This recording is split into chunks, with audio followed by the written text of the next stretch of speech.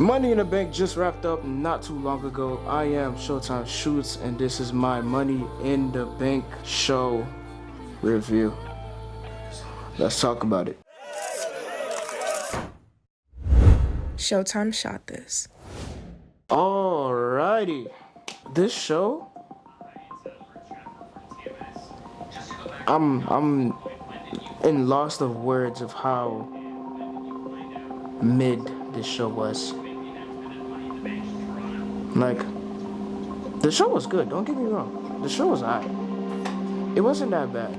It's just like too much shit went on that match. I mean, in this card. First match of the night, we started off with the men's Money in the Bank ladder match. Carmelo Hayes, Andrade, I was about to say his whole government name. Andrade, Carmelo Hayes, LA Knight, Jey Uso, Drew McIntyre, and who else was in this match? So Jey Uso, Carmelo Hayes, Andrade, Gable, LA Knight, and Drew McIntyre for the Money in the Bank briefcase. Drew McIntyre ended up winning the match. I have a whole bunch of notes listed on these pages. Like, what the fuck? This shit goes like 4 pages deep. That's how much I have for this show. Like, my nigga. Hello. Anyways, let's talk about it. Give me a second. Alright, let's talk about it. First match was beautiful. I wrote a couple things down for this match. Carmelo Hayes had some Toronto-inspired gear that he wore tonight, which was successfully amazing. I liked his gear. His gear wasn't that too bad. We had a yeet and yeah moment during the ladder match when LA Knight and Jey Uso went up the ladder and they were throwing punches at each other, and you just hear the crowd saying, yeah, like, beautiful. We had a springboard clothesline by Carmelo. It was nothing crazy. It was just like the beginning of the match. Carmelo Hayes fucking died in this match, by the way. Like, this man, I think every rookie in there, like every main roster rookie, gotta go through some bullshit ass ladder match in their career in the first time of them matches. So Carmelo Hayes died in this match. Nice. Speaking of WWE, we have the whole thing going on back there. Biggie chatting up and wrapping it up here. We had a reverse Spanish fly from Andrade to Carmelo when Carmelo hit body first on the ladder. That shit was fucking disgusting. Oh my god. Carmelo fucking died in this match. Jesus Christ. We had and then Carmelo proceeded to do something else, right?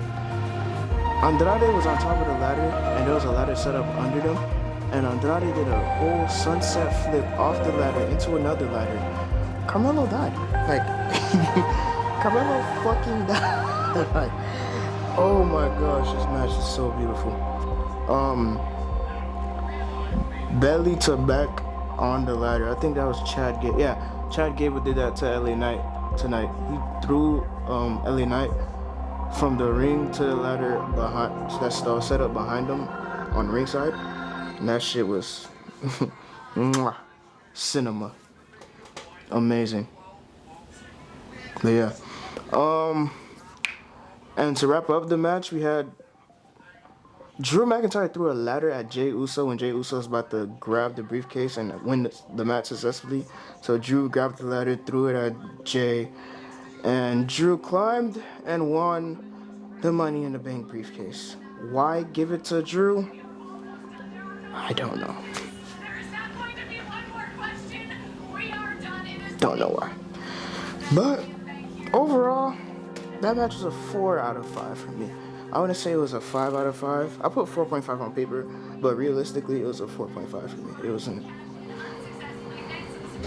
It was. Anyways. Yeah, pretty much. That match was something else. Moving on to the next match that we had on this list.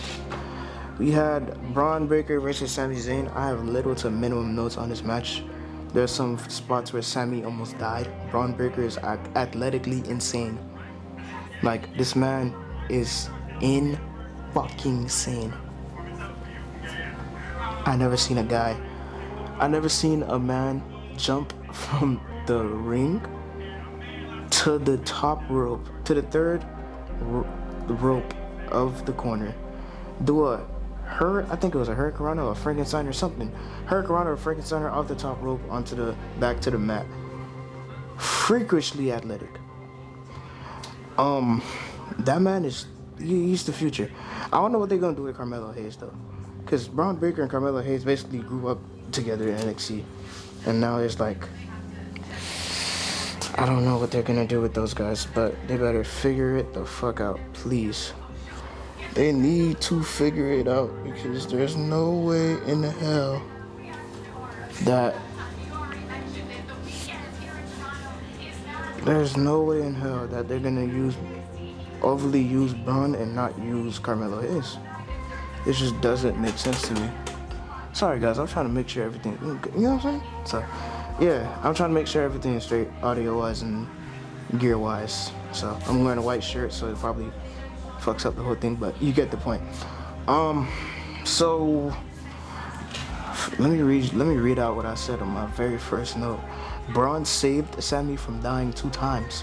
There was this one moment in the match where Sami Zayn was going for his like springboard move. Alright, I'm not gonna lie, shut the hell up. Thank you.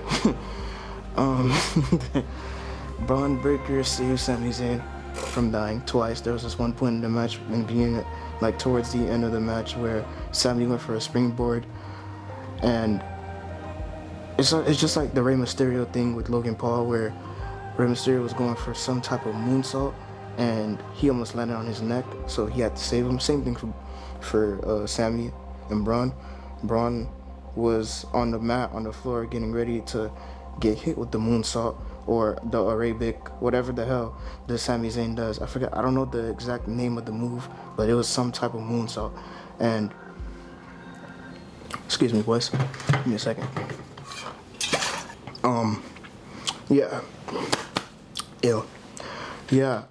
Braun grabbed him, saved him from falling on his neck and breaking his neck, or even worse, being paralyzed. Thank God Braun Breaker is somewhat of a veteran and knowing what to do within those times during those matches.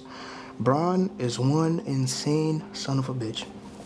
I will tell you that athletically, this man is beef. The last person I seen that jumped from the mat on the floor to the ring was Brock Lesnar. Brock fucking Lesnar. And Braun did it this match too. There was a spot where Braun was where Sami was on the announce table, and Braun literally just said, I'm gonna just get up and do this shit. I'm freakishly athletic. So he jumps from the mat onto the ring, and I'm like, this nigga he's gonna be a problem in the future. Imagine Braun Breaker versus Jacob Fatu. That match is gonna be insane. There was a lot of botches tonight. A lot. We'll get into that. Anyways, moving on. Running, jumping, clothesline is what I put on my next note. I don't know what spot. I forgot what spot that was.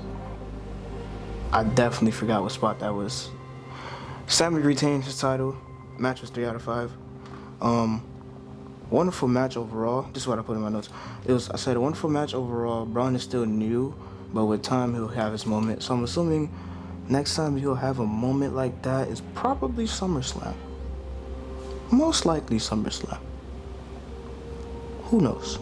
But again, we will just have to see what the vibe is going to be after this Monday Night Raw this week.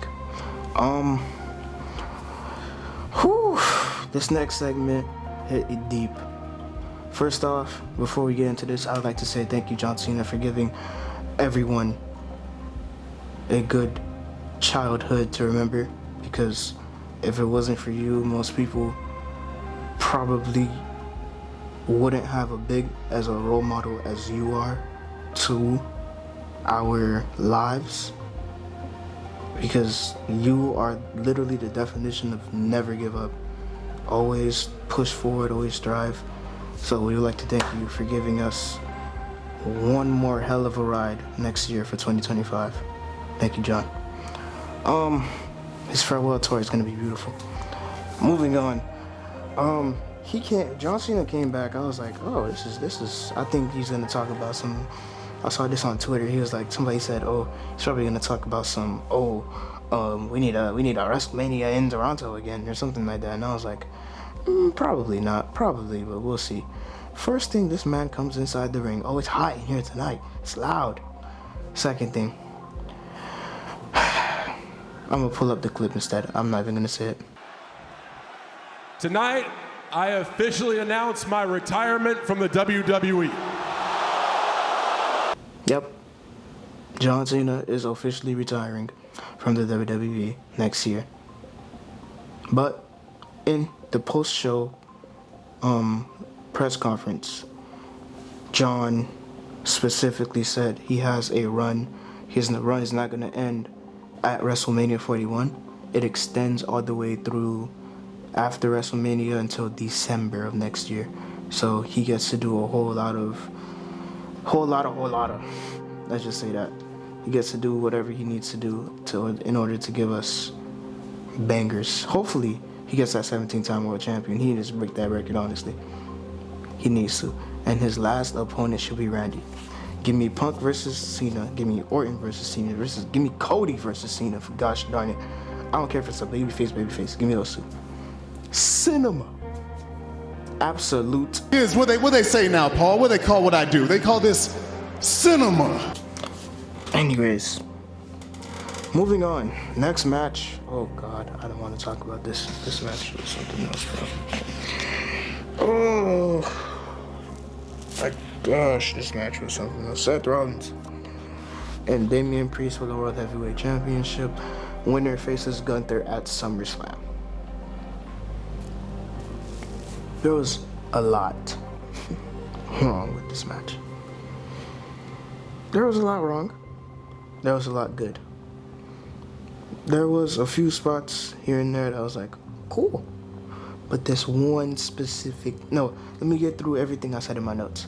First, I said Seth looks pretty healthy from the beginning of the match. His knee didn't look all messed up. I think he had tape on his back still. So that's a 50-50 good sign, I guess. We had a buckle bomb spot.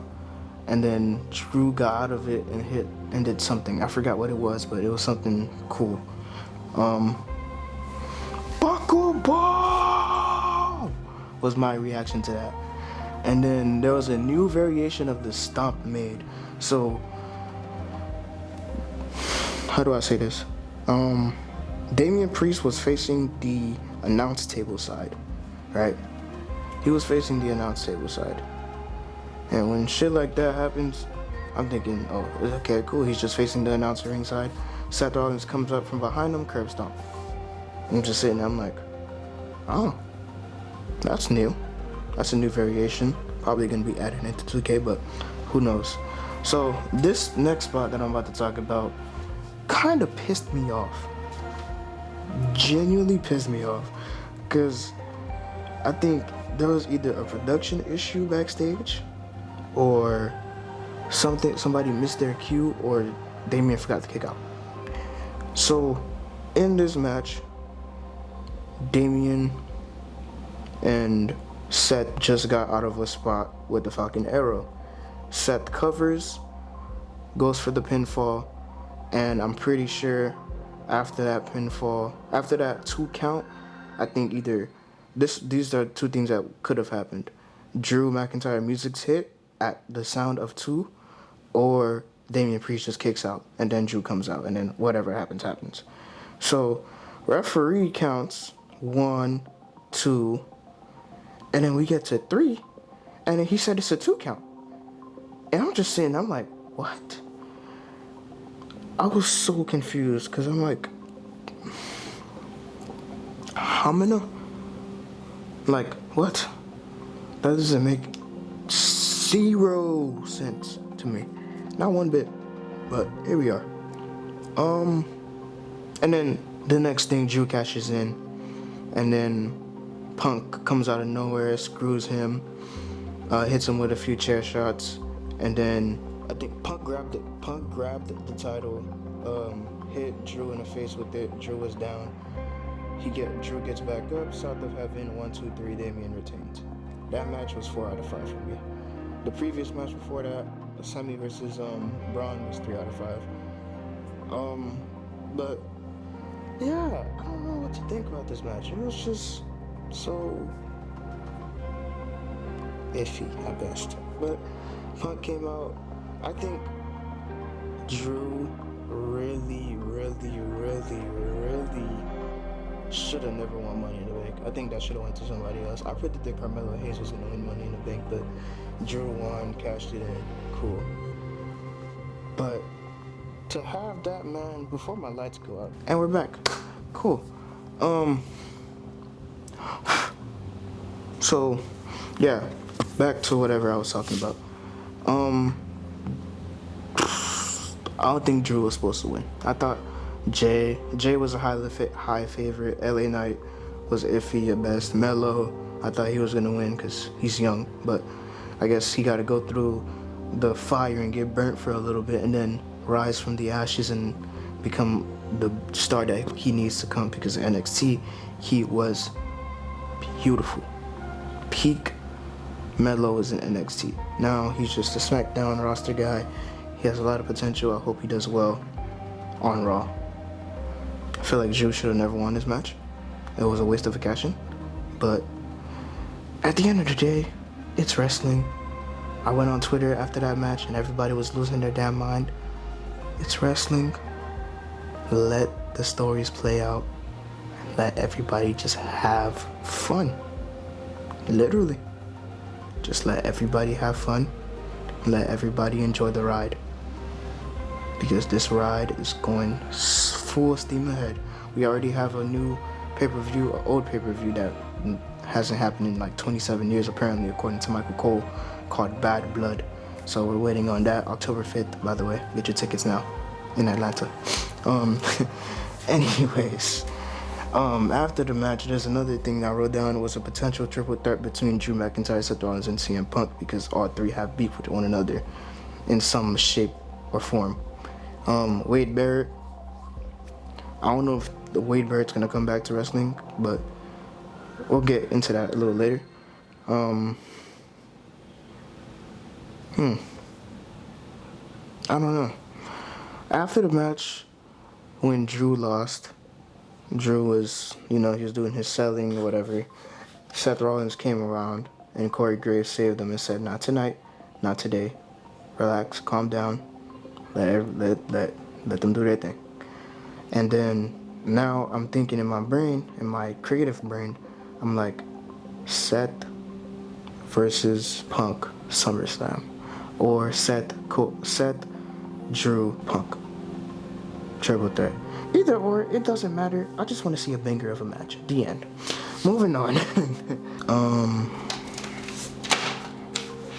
Next match on my list here, we had the women's.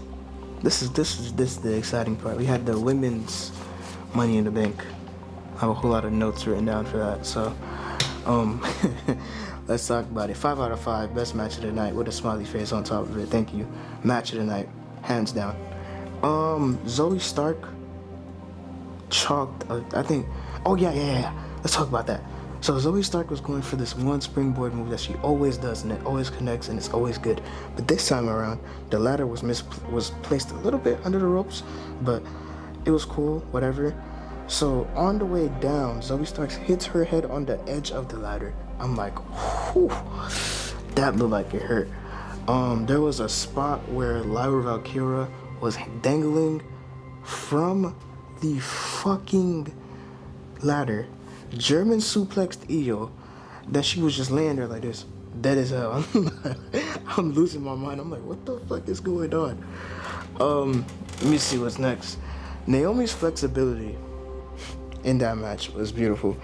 The spot after Lyra got her ass, Io got her ass German suplexed, Lyra can't. Naomi was hanging from the two ladders. She was basically doing a split. And I'm like, oh shit. what the fuck is going on? She forearms, I think, Zoe Stark, and then I forget what happened then, but that spot was good to me. I don't know what was so good about it, but it happened. I think I said, what the fuck? Yeah, I wrote down in my notes, what the fuck is going on? And then Lyra died. I don't know what, I forgot the spot, but Lyra fucking died. Lyra died. That's the one spot I don't remember. Hold on, I'm gonna try to remember it though. What was it? Oh, I think somebody not powerbomb her. She just fell off the ladder or something. Something happened where she just landed on her back on the ladder and that shit looked like it hurt. I'm sorry, Lyra died. There was an unprettier spot with Naomi and Chelsea Green. Chelsea Green was on top of the ladder, and Chelsea Green has a fear of heights. I'm pretty sure it ties into her real life, but she has a fear of heights.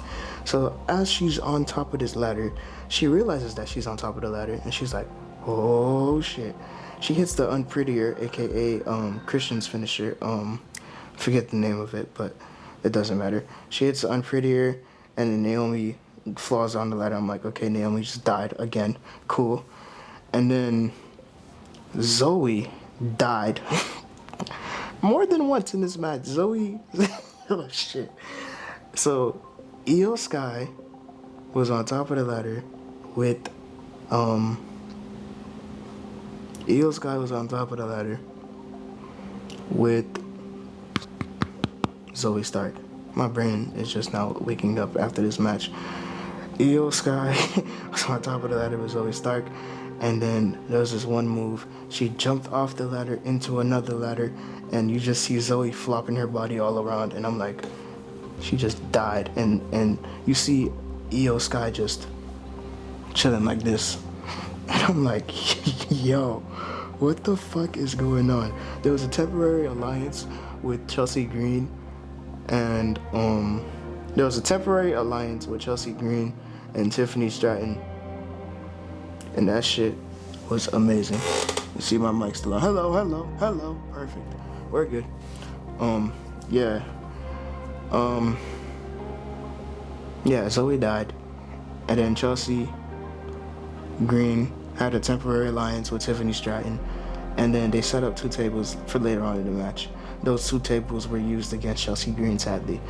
There was a part towards the ending of the match before Tiffany Stratton eventually won the match, where they were both on top of the ladder. Tiffy pushes the ladder, having Chelsea Green fall all the way from that long ass ladder back down to the table, and I'm like, oh my gosh, she just died.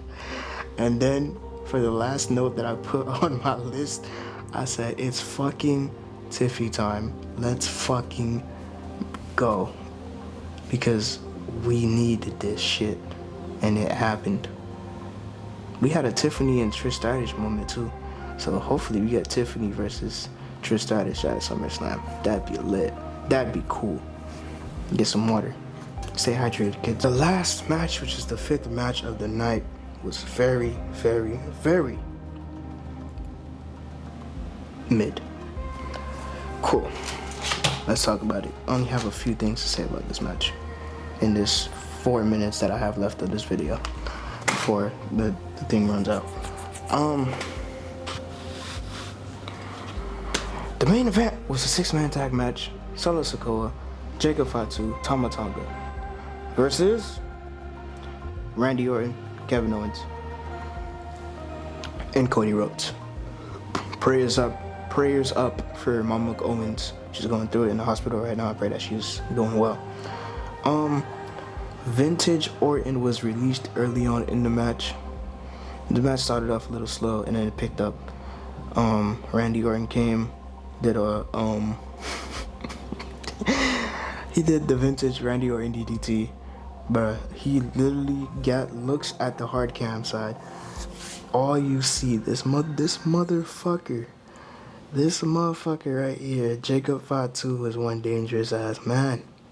He does not care about anyone's well-being but himself, which I love so much. This man no sells the DDT, gets right back up, and he's like, Randy Orton does his little Randy Orton taunt where he twists his body onto the floor, and I'm like, Jacob looking up, that was a beautiful shot by the cameraman. Stu, good job. What else we had here? No sells the shit out of that DDT. Jacob is a fucking beast. This man is a fucking beast. He plays his character so well. I love Jacob for that. This man is literally the GOAT. Literally the GOAT. This man did a Whisper of the Wind in the mid-air. I'm like, this man is big as hell. This man jumps from the mat all the way to the top rope, does a Whisper of the Wind on Cody, solo spikes Cody, Cody loses. Cody, Randy, and Owens loses. And I'm like, damn! It's a good ass shit. Fuck you, Solo chance. The crowd was hot at Solo. That shit. Solo hit a spear tonight. That spear was mid. Very mid.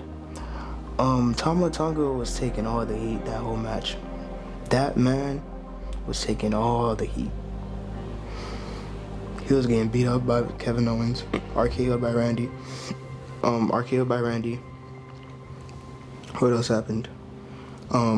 Cody crossroads by Cody, stunner by Kevin, and I'm just like, this man taking all the heat, and I love it. Jacob absolutely gives zero fucks, by the way. This man was one dangerous ass nigga in this match. But anyways, there was this one spot where, what happened? I think Tonga Loa, that man needs to be studied, because I can't explain to you what the fuck happened, but we'll talk about it later. Tonga Loa hits his head on the announce table. So Cody does a suicide dive onto Jacob Fatu. Jacob Fatu takes, I think Tonga Loa's trying to help Jacob get up, and then Jacob just moved out the way, and Tonga Loa took the hit for the team, and then Tonga Loa ended up hitting his head on the announce table. Hopefully he's fine and not concussed, because that would be bad. I got excited for a ref spot, so I said, ref spot, it's time. I thought Jimmy was gonna return, or I don't know how to pronounce his name, Tala Tonga. There you go. That man that they rebranded his name. I thought he was gonna come out the way, but he didn't. Referee died twice. He first got a hit from Cody. After the hit from Cody, Jacob Fatu was about to do something to someone, and like he runs towards the ref. Ref is literally just laying on the stairs like this. Next thing you know, boom, and I'm back. Let's finish it off with this. So there's two ref spots. The ref died again, twice, sadly. Rest in peace, that ref. 2 times. Ref selling. I love it. And then Jacob with that spot that I said previously where he did the Whisper of the Wind on Cody. And then Loa botched the oh my god. Let's talk about Tonga Loa real quick. Tonga Loa literally is getting paid a good amount of money to wrestle, right? This man, zoom in on my face real quick. This motherfucker, how do you botch a low blow? I don't understand how you do that. But anyways, crazy out here. He botched it's not really botched a low blow on live television. So Kevin Owens was about to do a package power driver on Tonga, and then Tonga Loa goes for the low blow. He misses the first time, so the second time he does it again and he got it. And I'm like, you could have just done that the first time, he would have been alright. But he botches the low blow the first time, and I'm like, Jesus Christ, Tonga, you gotta do better, man, before they boot you out the bloodline like they did Jimmy. Please, for the love of God. And you don't know how to wrestle. Jesus Christ. And then Solo hits a Samoan spike on Cody, and the bloodline picks up the win as predicted. I only had 2 predictions wrong: the men's Money in the Bank match and the Sammy and Braun match. After that, I got everything right, I believe. The women's match, I said Tiffany Stratton was gonna win. John Cena retiring, I didn't see that out of nowhere. I said Seth or Priest was gonna win, or I forgot what I said, but I'm pretty sure I said Priest was gonna retain, which I got correct. And after that, every match after that was pretty mid-ball besides the women's match. Overall, this show was a 6 out of 5, 6 out of 10 for me.